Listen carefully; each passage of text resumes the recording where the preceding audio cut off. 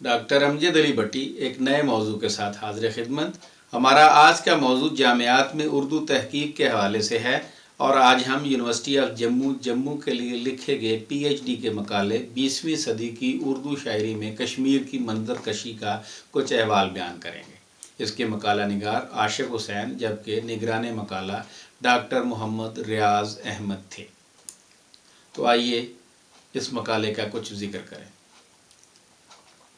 ریاست جموں و کشمیر اپنی ایک علیحدہ پہچان رکھتی ہے۔ یہ ایک ایسی ریاست ہے جہاں کی سرکاری زبان اردو ہے۔ اس ریاست نے اردو زبان و ادب میں ایسے قلمکار پیدا کیے ہیں جو عالمی شہرت حاصل کر چکے ہیں، جن میں چراغ حسن حسرت، کرشن چندر، ٹھاکر پونچھی، محمد دین فوق اور محمد دین تاثیر کے نام لیے جا سکتے ہیں۔ کشمیر ایک ایسی ریاست ہے جو نہ صرف علم و ادب کی بنا پر مشہور و معروف ہے، بلکہ قدرتی خوبصورتی کی وجہ سے بھی اپنا ایک خاص مقام رکھتی ہے، جس نے ساری دنیا کو اپنے حسن کا گرویدہ بنایا ہوا ہے۔ یہاں کے لہلہاتے دان کے کھیتوں، سرسبز و شاداب میدانوں، آسمان کو چھوتے ہوئے آبشاروں، سانپ کی طرح بل کھاتی ہوئی سڑکوں، اچھلتے کودتے دریاؤں اور مختلف رنگوں کے پھولوں نے کتنے ہی شاعروں اور ادیبوں کے دل بے قابو کیے ہیں۔ مذکورہ مقالے کو 5 ابواب میں تقسیم کیا گیا ہے۔ باب اول میں 20ویں صدی میں اردو شاعری پر سیر حاصل گفتگو کی گئی ہے۔ اس صدی کے نمائندہ شعراء کے کلام پر روشنی ڈالی گئی ہے، اور ساتھ ہی ساتھ 20ویں صدی کے اردو شاعری کے موضوعات اور اس دور کی سیاسی، سماجی، اقتصادی اور ادبی تحریکوں کی روشنی میں اردو شاعری کا مطالعہ پیش کیا گیا ہے۔ چونکہ 20ویں صدی انقلاب اور تغیر کی صدی تھی، اس صدی میں 2 عالمی جنگیں ہوئیں، ہندوستان آزاد ہوا، پاکستان وجود میں آیا، عالمی سطح پر بہت سی تبدیلیاں رونما ہوئیں۔ برِ صغیر کے ساتھ ساتھ ہندوستان میں بھی بہت سی سیاسی اور ادبی تحریکیں وجود میں آئیں، مثلاً تحریک آزادی، ترقی پسند تحریک، رومانی تحریک اور جدیدیت وغیرہ۔ ان تمام تحریکات اور رجحانات کی روشنی میں 20ویں صدی کی اردو شاعری کا جائزہ لیا گیا ہے۔ باب دوم جموں و کشمیر میں اردو شاعری پر مشتمل ہے، جس میں قدیم و جدید تحقیق کی روح سے یہ ثابت کرنے کی کوشش کی گئی ہے کہ اس ریاست میں اردو شاعری کا آغاز کب، کیسے اور کن حالات و واقعات سے ہوا، اور پھر عہد بہد اس کے ارتقاء پر روشنی ڈالی گئی ہے۔ ان تمام تحریکات و رجحانات اور ادبی محفلوں کا بھی ذکر کیا گیا ہے جن سے وقتاً فوقتاً یہاں کے شاعر متاثر ہوتے رہے ہیں۔ 17ویں صدی سے اب تک کے طویل عرصے میں بہت سارے سیاسی اور ادبی اتار چڑھاؤ بھی اس ریاست میں ہوتے رہے ہیں، اور اردو شاعری بھی ان سے متاثر ہوتی رہی ہے۔ ان تمام محرکات کا تفصیلی ذکر کیا گیا ہے۔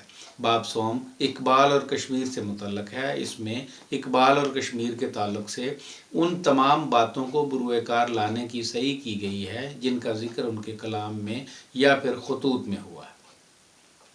یہ باب 2 حصوں پر مشتمل ہے۔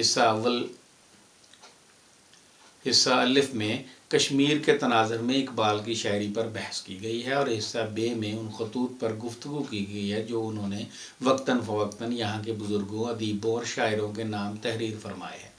ان خطوط کے مطالعہ سے معلوم ہوتا ہے کہ اقبال کو کشمیر سے بے انتہا محبت تھی۔ وہ یہاں کی ہر حرکات و سکنات پر گہری نظر رکھتے تھے۔ یہ خطوط ادبی نوعیت کے ساتھ ساتھ تاریخی اہمیت کے بھی حامل ہیں۔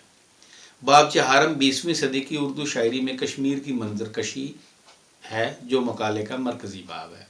اس میں 20ویں صدی کے ان مقامی اور غیر مقامی شاعروں کے کلام پر گفتگو کی گئی ہے جنہوں نے اس وادی بے نظیر کے حسن و رنگ اور قدرتی مناظر کو اپنے کلام میں پیش کیا ہے۔ جب ہم 20ویں صدی کی اردو شاعری کا بغور مطالعہ کرتے ہیں تو کشمیر کے حسن سے اردو شاعری لبریز نظر آتی ہے۔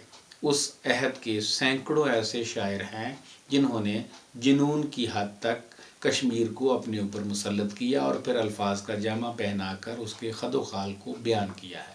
20ویں صدی کے متعدد مقامی اور غیر مقامی شعراء نے کشمیر کی منظر کشی کی ہے۔ 5واں باب تلخیص بعنوان حاصل مطالعہ پیش کیا گیا ہے۔ یہ باب اس لیے بھی اہمیت کا حامل ہے کہ نہ صرف یہ مقالے کا نچوڑ ہے بلکہ اس لیے بھی کہ اختصار کے ساتھ 20ویں صدی کی اردو شاعری میں کشمیر کے فطری حسن کو سمانے کی صحیح کی گئی ہے اور اپنے موضوع سے متعلق اہم بنیادی نتائج اخذ کرنے کی کوشش کی گئی ہے۔